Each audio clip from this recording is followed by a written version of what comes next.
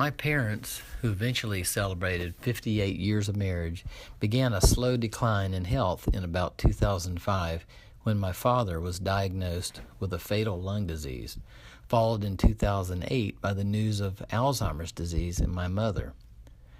By 2009, my father had died and my mother was gone by 2013.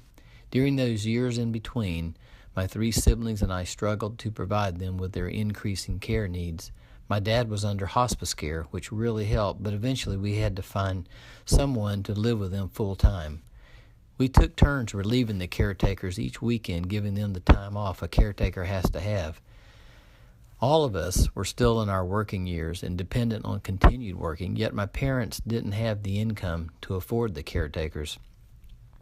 We were lucky, though, in that hospice provided the continued monitoring of their health, providing medicines and sending someone to bathe them twice a week.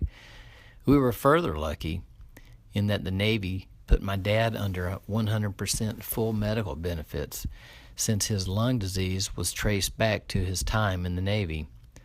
But that happened only a few months before he passed away in 2009, but that greatly helped with his end-of-life expenses and for my mother's continuing care for the next 4 years until she passed after him.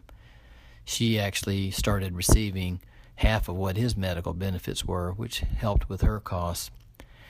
But I realize a lot of families going through the same circumstances would have really struggled to care for their elderly parents without the aid of hospice and without the additional income the Navy provided. The elderly or sick can get to where full-time care is not an option, but the family doesn't have the resources to provide that care.